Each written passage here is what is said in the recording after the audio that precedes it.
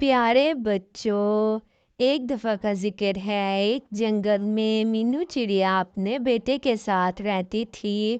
اس کے شوہر کا انتقال ہو چکا تھا۔ اس کا بیٹا بہت ہی پیارا تھا۔ اس نے اپنے بیٹے کو بہت ہی لاڈ اور پیار سے پالا ہوا تھا۔ اس کا بیٹا اسے بہت لاڈلا تھا۔ وہ اپنے بیٹے کی ہر خواہش کو پورا کرتی، جو کہتا اس کی ہر بات کو مانتی، کیونکہ اس کے شوہر کے بعد اس کا بیٹا ہی اس کے لیے سب کچھ تھا۔ ایک دن وہ اپنی اماں سے کہتا ہے، مجھے بریانی کھانی ہے۔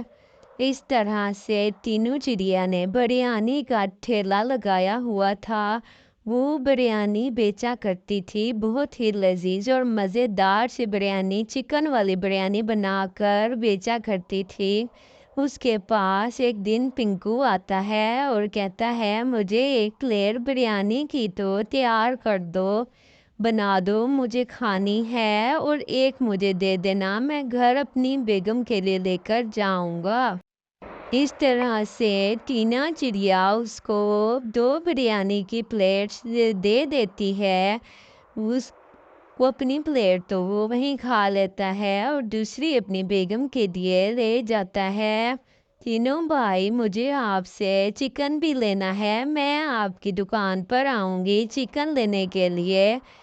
پھر میں نے بریانی بھی تیار کرنی ہوتی ہے، کیونکہ چکن کے بغیر تو بریانی کسی کام کی نہیں ہوتی، نہ ہی اچھی بنتی ہے۔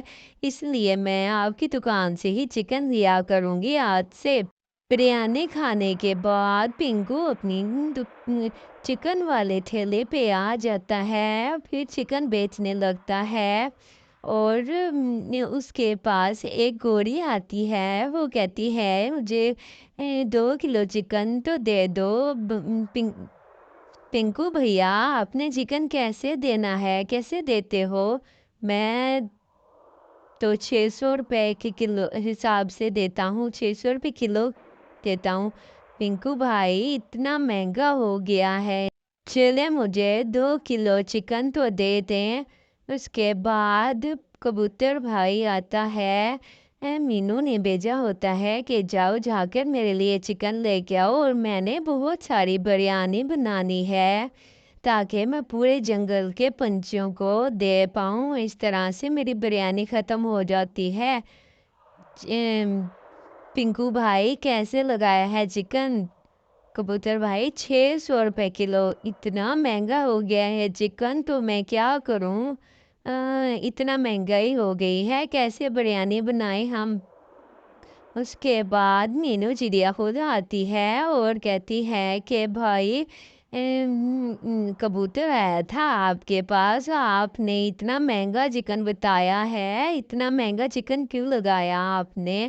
میں نے تو چکن بریانی بنانے کے لیے لینا ہوتا ہے، پھر اتنی مہنگی پلیٹ ہو جاتی ہے بریانی کی، میں کیسے اس کو مینیج کروں؟ ارے مینو بہن، تو بریانی آپ چکن والی نہ بنایا کریں، سادے چاول بنا کے بیچ لیا کریں۔ رے کبوتر، اتنا مہنگا ہو گیا ہے چکن۔ میں گئی تھی اس کے پاس، پنکو کے پاس، اس نے تو مجھے رعایت ہی نہیں کی اور مجھے باتیں سنا کے واپس بھیج دیا۔ اب مجھے سمجھ نہیں آتی کہ میں کہاں سے چکن لاؤں گی اور میں کیسے بیچا کروں گی اپنی بریانی۔ ہمارے مینو، میرے پاس ایک آئیڈیا ہے، ہم مری ہوئی مرغیوں کا گوشت لائیں گے اور پھر وہ بریانی میں ڈالیں گے، وہ ہمیں سستا بھی ملے گا اور ہمیں فائدہ بھی بہت زیادہ ہوگا، اور ہم اپنی بریانی کو اچھے طریقے سے بیچ بھی سکتے ہیں۔ اور اس کی یہ باتیں ٹینا چڑیا سن رہی ہوتی ہے۔ اس کی یہ باتیں پنکو چڑیا سن رہی ہوتی ہے۔ وہ کہتی ہے کہ آپ کو شرم آنی چاہیے، یہ بات آپ کیسے کر سکتے ہو کہ مری ہوئی مرغیوں کا گوشت آپ ڈالو گے؟ وہ پھر پنکو چڑیا جنگل کے سارے پنچھیوں کو ایک ساتھ اکٹھا کرتی ہے اور سب کو بتا دیتی ہے کہ ٹینا چڑیا مری ہوئی مرغیوں کا گوشت ڈالنے کا سوچ رہی ہے۔ تو آپ سب کو اس کی بریانی نہیں کھانی چاہیے، ایسے آپ سب کو بیماریاں بھی لگیں گی اور آپ سب کی طبیعت بھی خراب ہو جائے گی۔